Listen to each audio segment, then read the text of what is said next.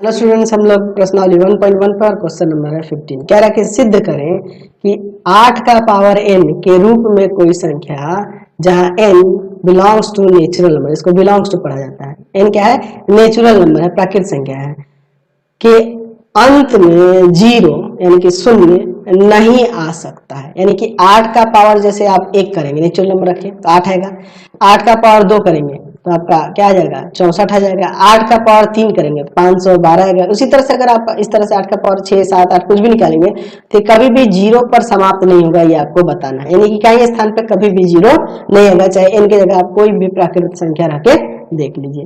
तो हम लोग जानते हैं कि जीरो पर तभी संख्या समाप्त होती है जब उसका अभाज्य गुणनखंड में 2 और 5 होना चाहिए, है ना जी।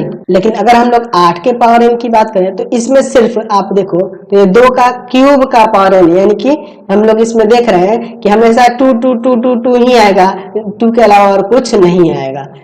यानी कि जब 5 आएगा ही नहीं तो ये कभी भी जीरो पे समाप्त नहीं होगा। तो इसी को हम लोग बनाकर यहाँ पर लिख देने वाले हैं, ठीक है। हम लोग यहाँ पे ऐसे इसे पहले मान लेते हैं कि माना a बराबर में 8 का पावर n यहाँ पर दिया है। अच्छा, इसे हम लोग यहाँ पे ऐसे भी तो लिख सकते हैं ना, a बराबर में 2 का पावर 3 का पावर n, इस तरह से, ठीक है ना।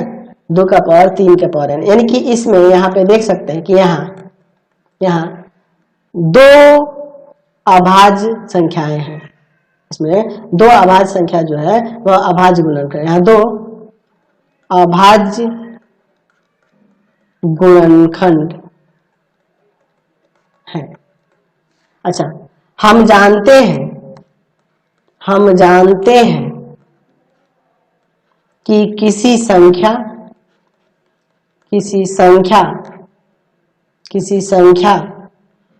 का अंत या किसी संख्या का अंत शून्य में तभी होता है, अंत शून्य में तभी होता है जब 2 और 5 के धनात्मक घात इसके गुणनखंड हो।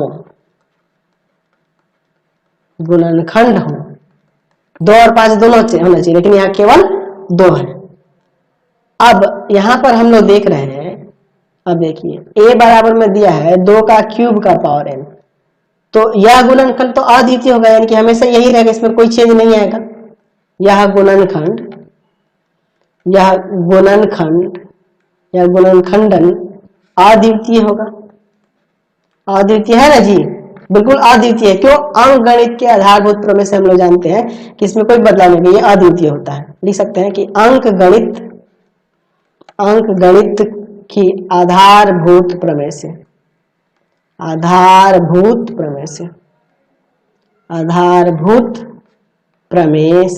ये अद्वितीय होता है, ये आपको पता है, ठीक है। यानी कि इसका मतलब ये हुआ कि इसमें केवल 2 ही आएगा अभाज्य गुणनखंड के रूप में, और कोई नहीं आएगा। अतः 2 के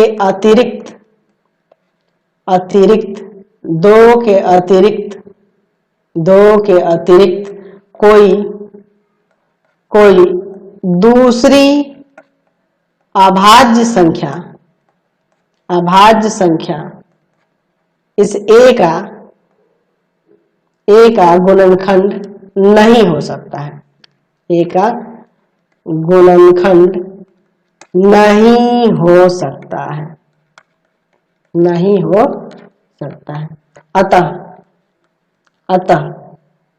अतः 5 a का गुणनखंड नहीं हो सकता है।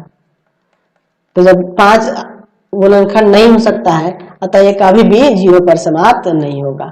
अतः 8 का पावर n का अंत शून्य में नहीं हो सकता है, जहां n belongs to natural number. Clear हो गया? समझ गए? ये हमने सत्यापित करके दिखा दे। चलते हैं नेक्स्ट पे, क्वेश्चन नंबर 16 देखिए, सिद्ध कीजिए कि 4 का पावर n के रूप में कोई संख्या जहां n belongs to natural number के अंत में शून्य नहीं आ सकता। तो ये सेम है जैसे 8 का पावर n वाला था ना, सेम वही है, ठीक है, उसी तरह का है। माना a बराबर में 4 का पावर n, यानी अब आप चाहो तो इसे लिख सकते हैं 2 का पावर n, ऐसे लिख देते हैं 2 का पावर 2n, ऐसे कर सकते हैं ना, ठीक है। अच्छा, यहाँ पे सिर्फ हमें दो ही अभाज्य गुणनखंड के रूप में दिख रहा है, तो हम लोग फिर यहाँ पे लिख सकते हैं कि हम जानते हैं कि किसी संख्या का अंत शून्य में तभी होता है जब 2 और 5 के धनात्मक घात इसके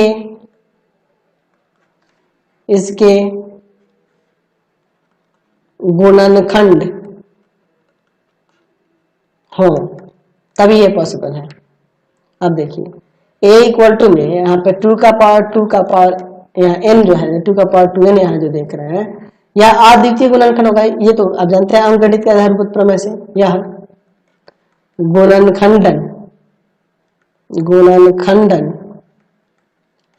अद्वितीय है, यूनिक है ना जी, इससे अलावा और कुछ हो नहीं सकता है। कैसे हुआ ये? अंकगणित के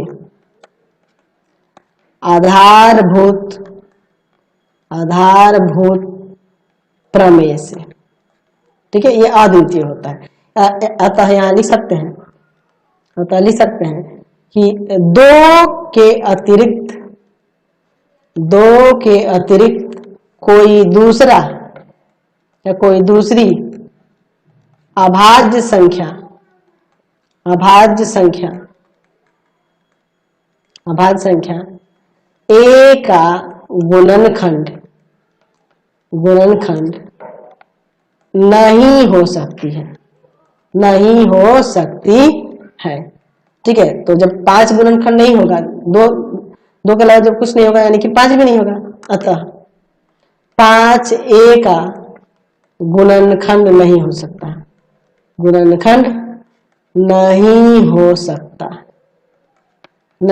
सकता है। अतः यहाँ लिख सकते हैं कि 4 का पावर n का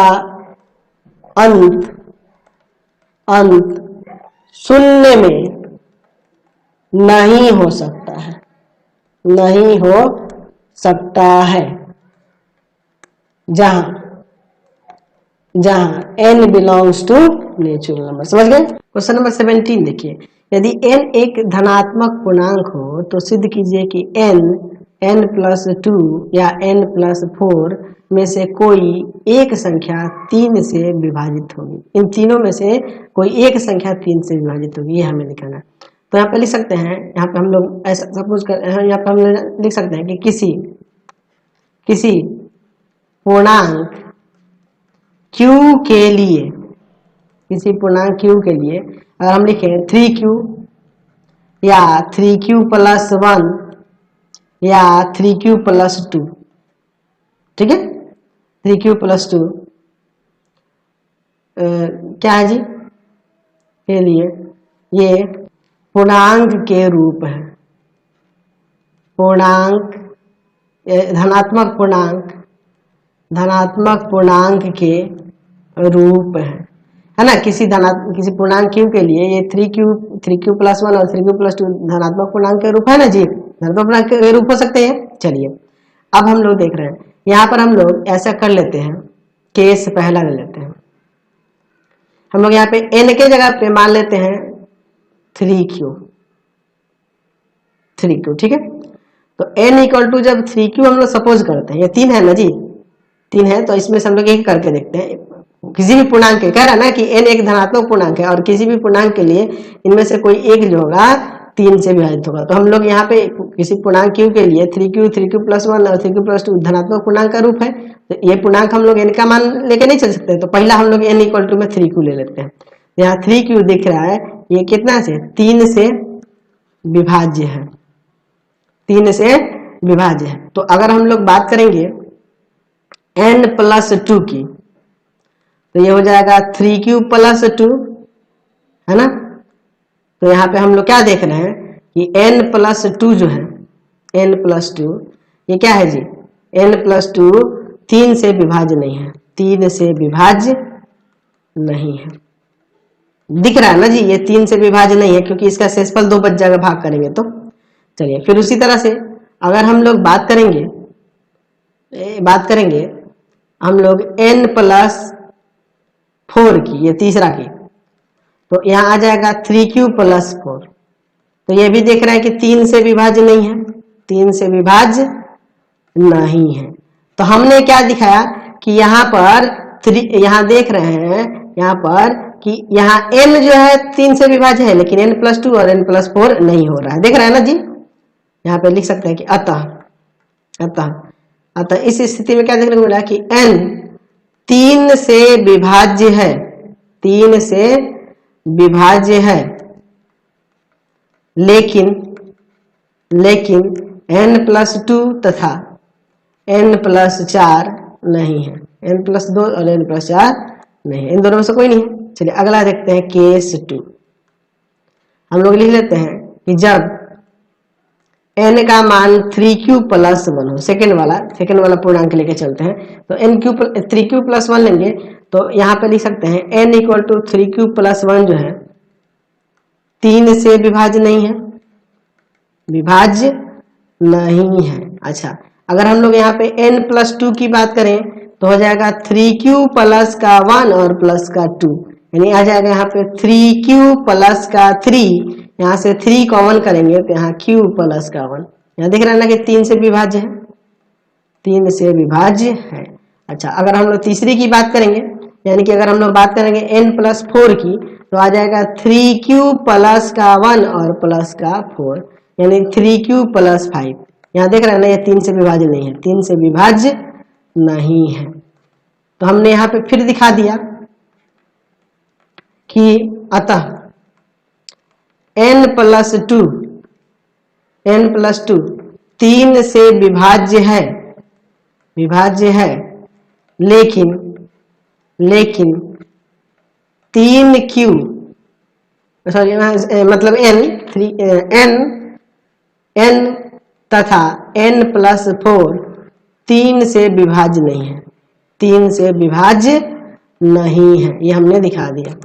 चलिए अब इसके बाद हम लोग आगे इसमें बढ़ते हैं, ठीक है। अब हम लोग बात करते हैं इसके स्थिति तीसरे की, केस थर्ड की। केस थर्ड हम लोग ऐसा लेते हैं कि जब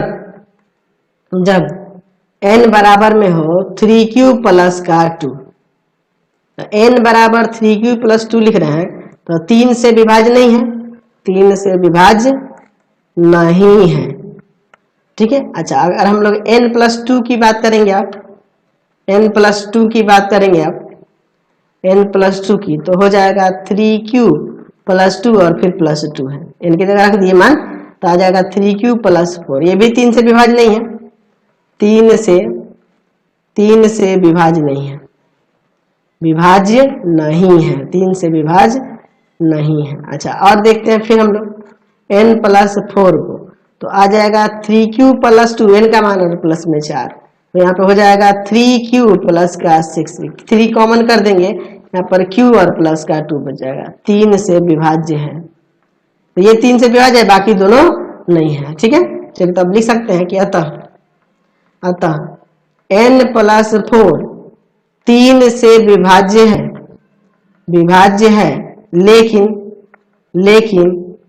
लेकिन n तथा n+2 3 से विभाज्य नहीं है, 3 से विभाज्य नहीं है। तो हमने दिखा दिया ना, तीनों कंडीशन में अलग अलग लेकर ये करके देख रहे हैं कि तीनों एक साथ विभाज्य नहीं हो रहा, तीनों में से कोई एक ही जो है वह विभाज्य हो पा रहा है ना जी। तो हम लोग यहाँ पे लिख सकते हैं, अब नीचे क्या लिख सकते हैं कि अतः यदि n एक धनात्मक पूर्णांक है, n एक धनात्मक पूर्णांक है, तो n n+2 या n+4 में से कोई एक संख्या 3 से विभाजित होगी, 3 से विभाजित होगी। यही हमें दिखाना था, हमने यहाँ पर दिखा दिया। क्लियर हो गया। चलते नेक्स्ट क्वेश्चन पे। क्वेश्चन नंबर देखिए 18, जांच करें कि क्या 39 का पावर n 3 से विभाज्य है जहां n बिलोंग करता है नेचुरल से। तो देखिए हम लोग यहाँ पर मान लेते हैं a बराबर में हम लोग यहाँ पर ले लेते हैं कितना 39 का पावर n। तो आप इसे चाहें तो 3 गुना 13 नहीं कर सकते और पावर में, यानी कि ये हो जाएगा 3 का पावर n और 13 का पावर n। अर्थात यहाँ पे लिख सकते हैं इसमें कि इसके जो अभाज्य गुणनखंड होगा इस 39 के पावर n में, तो इसमें 3 और 13 ही अभाज्य गुणनखंड के रूप में आएगा और कोई संख्या प्राप्त नहीं होगी। तो यहाँ पे लिख सकते हैं कि अतः यहाँ पे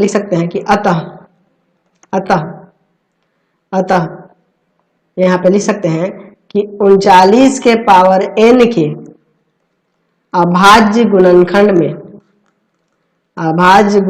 में 3 तथा 13 के धनात्मक घात के गुणनखंड प्राप्त होंगे। तो जब 3 और 13 ही प्राप्त होंगे तो हम लोग कह सकते हैं, अतः कह सकते हैं कि 39 का पावर n 3 से विभाज्य है। तो उसमें 3 और 13 ही अभाज्य गुणनखंड के रूप में आ रहे हैं। नेक्स्ट क्वेश्चन देखिए 19 में, सत्यापित कीजिए कि 4n+1 के रूप की दो विषम संख्याओं का गुणनफल भी 4n+1 के रूप में होता है। तो हम लोग एक काम कर लेते हैं कि मान लेते हैं कि माना 4k+1 तथा 4, यहाँ पर हम लोग ले लेते हैं 4, यहाँ h ले लेते हैं, 4h+1 दो विषम संख्याएं हैं, दो धनात्मक विषम संख्या, धनात्मक नहीं करा था इसे मान लिया विषम संख्या है। तो इनका गुणन देखो इसी रूप में है नहीं, तो इनका गुणनफल देखते हैं 4k+1 और गुना में 4h+1 आ जाएगा। गुना करने पे 16kh प्लस का 4k प्लस का 4h और प्लस का 1। हम इन तीनों में से सिर्फ 4 को कॉमन करेंगे क्योंकि हमें 4n+1 के रूप में दिखाना होगा। तो आ जाएगा 4kh प्लस का k प्लस का h और प्लस का 1। तो इसकी जगह पे हम लोग रख देंगे n+1, यानी देंगे कि जहां n इक्वल टू में 4kh प्लस का k प्लस का h। तो हमने ये सत्यापित कर दिया ना, फिर 4n+1 के ही रूप में रह रहा है। चलिए कोई दिक्कत नहीं है, चलते हैं नेक्स्ट क्वेश्चन पे। चाहो तब इसमें लिख सकते हैं कि अतः 4n+1 के रूप की दो विषम संख्याओं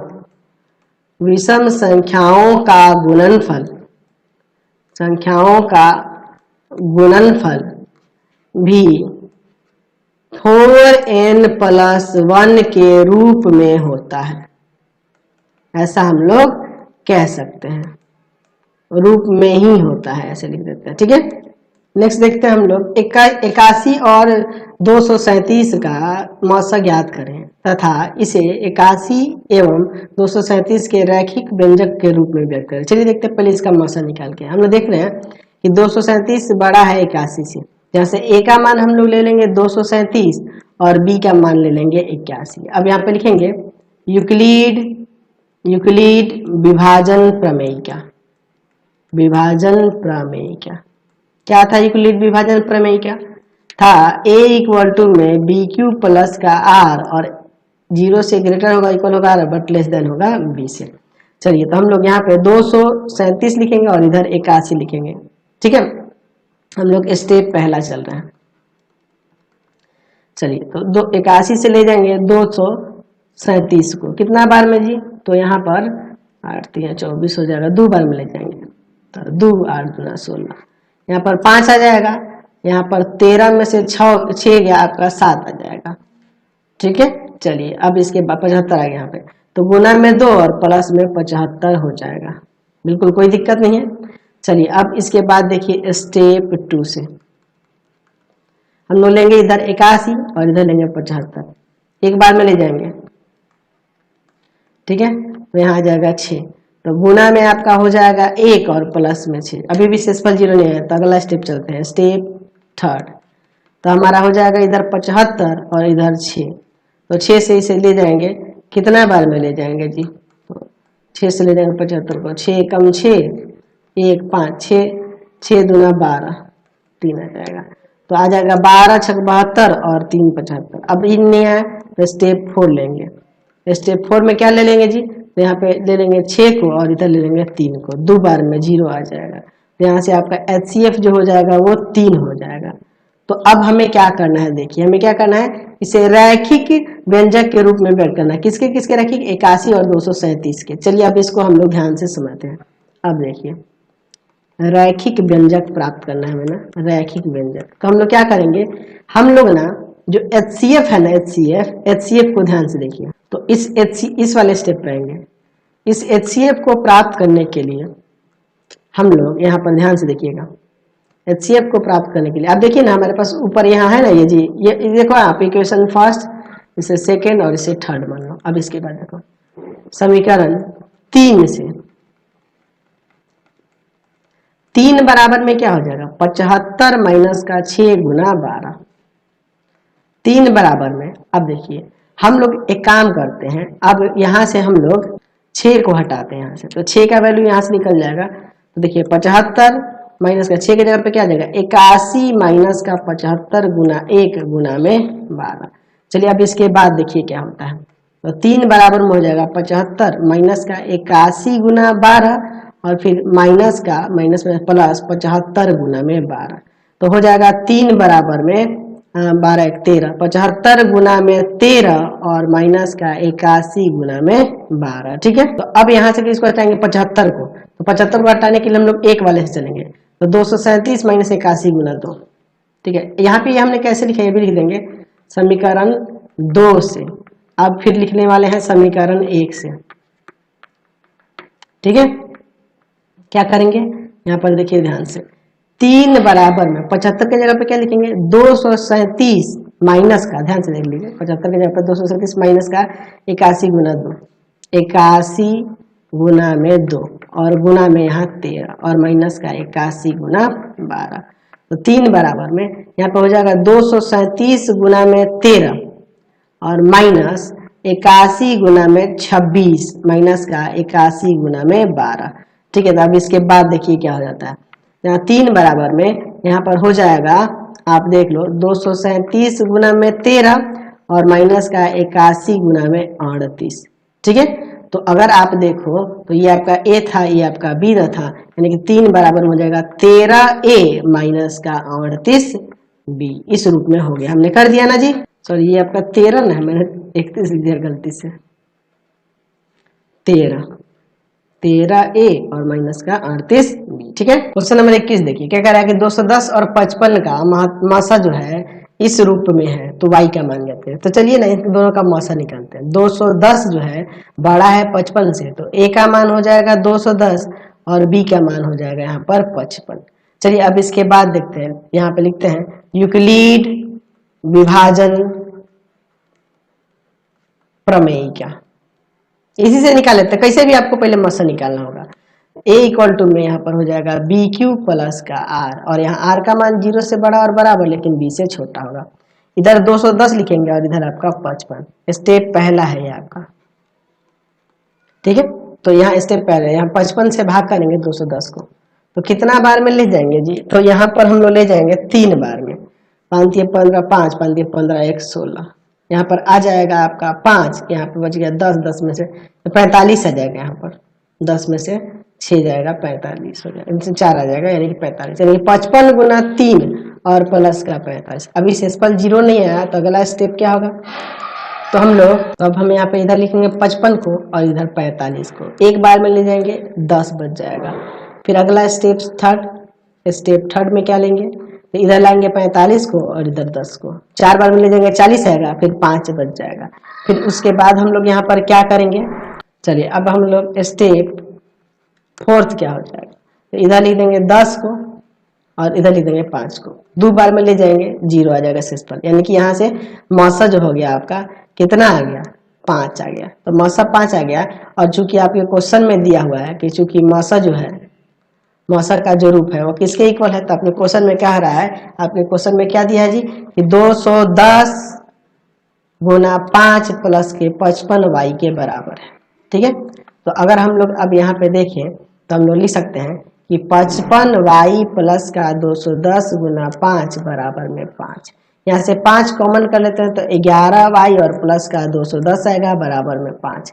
ये जाएगा इसमें भाग कर देगा तो 1 आ जाएगा, यानी कि 11 वाई प्लस का 210 बराबर में 1। इसको ले जाते हैं उधर माइनस करते, 11 वाई बराबर में 1 माइनस का 210 है ना। चलिए तो अब हम लोग यहाँ पे लिख सकते हैं कि 11 वाई इक्वल टू में माइनस का कितना हो जाएगा 209, इसको ले देंगे भाग में, तो यहाँ से वाई का मान क्या आ जाएगा -209 और बट्टा में 11 -19 बार में कर देगा, तो वाई का मान यहाँ से माइनस का 19 आ जाएगा। समझ गए, तो यही हमें सॉल्व करना था। ये सारे क्वेश्चन हमने देख लिए, ये आपका एक्सरसाइज कंप्लीट हो गया।